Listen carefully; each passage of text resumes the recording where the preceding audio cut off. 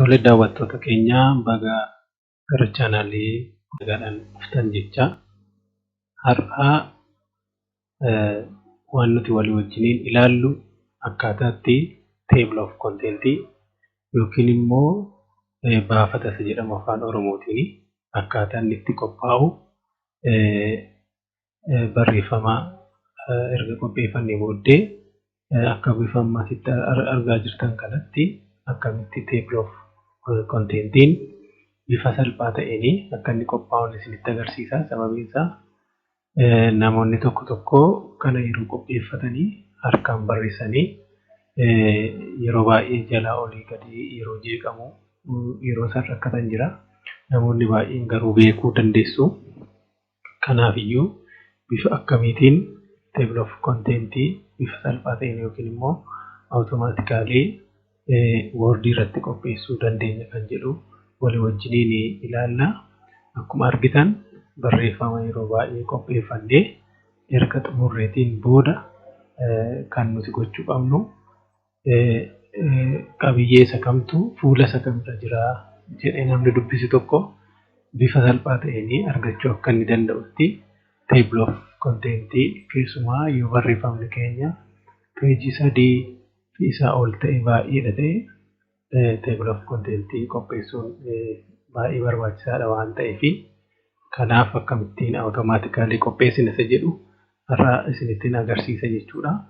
Kanaafiyyuu chaanaalii kanaaf yookiin YouTube chaanaalii kanatti haaraa kan dhuftanii jiraattan subscribe gochuudhaan akka maatii taatan akkuma kana qophiiwwan asirratti qophaa'anii fi wanneen biroo erga ilaaltanii booddee yaada keessan yookiin koomentii akka kennitan yommuu isinitti tole immoo laayikii gochuudhaan akka irratti hirmaattan namoota kan biroo bira ga'us immoo akka danda'utti sheerii akka gootan jecha amma kallattiidhumaanii gara isa har'a isinitti agarsiisu akkaataatti table of contentii qopheeffannutti darbina jechuudha. Kanaafi kan asirratti qophaa'ee jiru kana asirra barreessitan akkamittiin akka qopheeffachuu dandeenyu isinitti agarsiisa jechuudha.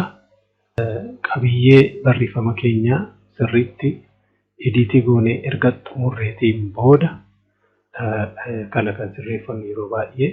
Kanaaf opshiniiwwan iddoo kanatti amma argaa jirtan kanarra home, insert, page out, reference, naming, review, view kan jedhu baarii kanarra carraawwan jiran keessaa fi reference kan jedhu itti fayyadamuudhaan jechuudha kan nuti table of contentii qopheessannu. Kanaaf kallattiidhumaan yeroo gara hojii kanatti seennu mata dureewwan keenya bifa adda addaatiin qophaa'aniitidha kan isaan jiranii. Mata dureen tokkoffaarra jiru jira. Akkuma kanammoo mata duree tokkoffaa jala jiru jira. Mata duree sabtooppikii ta'anii kan isa jalatti barreeffaman jiru. Akkuma kana kan mata duree lammaffaa jalatti illee sadaffaa ta'anii barreeffaman kan qabxii 1, 2, 3 of keessaa qabaatan jiraatu. Kanaaf warreen kanaaf bifa adda adda ta'eeniiti filannoodhaan qopheessine jechuudha. Kanaaf yeroo gara qophii isaatti gallu mata duree keenya fakkeenyaaf akkaataa kanatti duraan dursinee filanneetu gara referaansii erga gallee booda gara iddoo kana yeroo dhufnu add text kan jedhu irratti kilikii gaafa goonu carraawwan kana arganna. Kanaaf as jalatti filannoowwan jiran do not show table of contents kan jedhu jira. Yeroo baay'ee waan nuti hin barbaanne yoo table of content keenya keessa galeera erga filannee booddee isa kanaanii do not show table of content kan jedhu kanaan keessaa balleessina. Inni kan biraan level 1, level 2, level 3 kan jedhu arganna. Mata dureen keenya egaa mata dureen keenya level 1 kan ta'an jiru, level 2 kan ta'an jiru, level 3 kan ta'an jiru. Level 1 inni jennu akkaataa samma filannee kanatti tokkoffaarra kan jiru kana level 1dhaan selektii godhannee darbina jechuudha. Yeroo darbinu ammas mata duree kan biraa kanatu jira. Isa akkuma kana add text bira deemnee level 1dha waan ta'eef level 1 goonee filanna. ammallee akkasuma darbinee yeroo filannu level 1 dha kunis waan ta'eef level 1 isa jedhu kana jalatti filannaa. Akkuma kan darbinee isa kanas yeroo filannu inni kunis level 1 jaladha waan ta'eef level 1 goona. Amma iddoo kanatti egaa level 1 irraatii gara level 2tti dhufneerra. Maaliif level 1 warri nuti jennu lakkoofsa mataa isaanii danda'e kan qabxii yookiin tuqa of biraan qabne kan qabanidha waan ta'eef isaaniin akka mata duree tokkoffaatti fudhannee level 1 filannaa. Isa amma filadhe garuu 2 jalatti 2.1 jedha waan ta'eef level 2 dhaan filamachuudha. Level 2 irratti filanneeti darbina. Akkaataa kanatti mata dureewwan keenya ammas kanas yeroo filannu level 2 jalatti jechuudha kan inni galu. Akkaataa kanatti dookumentii keenya keessa mata dureewwan jiran bira deemuudhaan bifa kanaan filannee xumura jechuudha. Kanaaf bifa kana fakkaatu akkaataa kanatti filannaa masitti fufnee mata duree jiru filannaa. Kun level 1 dha. Level 1 tti filannaa. Kunis level 1 dha waan ta'eef level 1 tti filannaa. Kunis level 1 dha waan ta'eef level 1 tti filannaa jechuudha. Akka carraa ta'e fakkeenyaa fi dookumentii kana keessa level 3 keessa kan jiru hin jiru waan ta'eef level 3 hin filanne malee fakkeenyaaf 2.4 kan jedhu kana jala 2.41 kan jedhu jiraate isa filannee leeveliin keenya gara kam dhufachuudha level 3 irraa ta'a jechuudha. Akkaataa kanaan erga filannee xumuree booda gara jalqabaatti ol deemnee gara peejii keenya jalqabaatti ol deemnee iddoo kana dhufneeti erga karsariin keenya gara lammaffaatti fidannee booda gara kana dhufna jechuudha.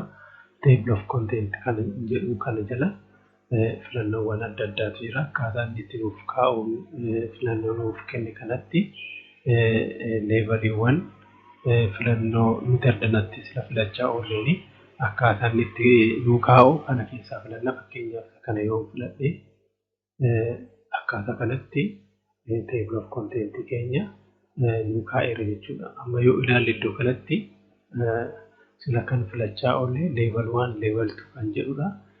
Warri level 1 irra jiran akkaataa kanatti gara fuula duraatti ba'anii ta'anii level 2 irra kan jiran immoo akkaataa kanatti gara keessaatti galanii taa'an jechuudha.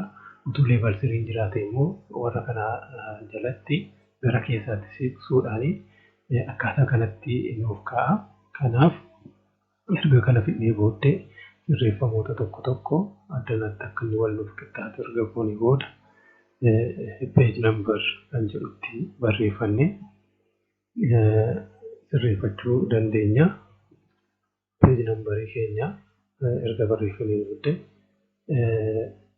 speesiidhaan akkaataa kanatti gara xumuraatti bunnee bifa bareedaa ta'een akkaataa kanatti kaa'uu dandeenya jechuudha. Erga kana keenyee booda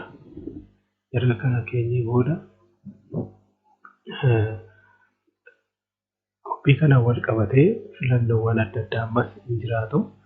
Fakkeenyaaf kanarratti yeroo ilaaltan update table kan jedhu mata duree kanarra jira jechuudha. Update table gaafa bantanii dialog box kanatu isin dhufa. Dialog boxiin kun maal inni faayidaan isaa? Fakkeenyaa fi yeroo addanaati page number itti kenninu waan jeeqame yoo jiraate ilaallee sirreeffannaa. Yeroo nuti sirreessinu kana inni sila peejii tokkorra ture peejii lammaffaatti yookiin immoo inni sila peejii sadaffaarra ture gara peejii lammaffaatti akkaataa kanatti olii gadi jeeqamuu danda'a tariiti. Kanaaf isa sirreessuudhaaf jechuudha kan nuti iddoo kanatti kan fayyadamnu. Update page number gaafa nuti jennu isa amma qophaa'ee jiruuni kan sirreeffame lammaffaan yoo jiraate update gaafa nuti jenne okay jennu ofiisaa page numberii addana jiran kana iddoo sirrii ta'etti nu deebisa jechuudha.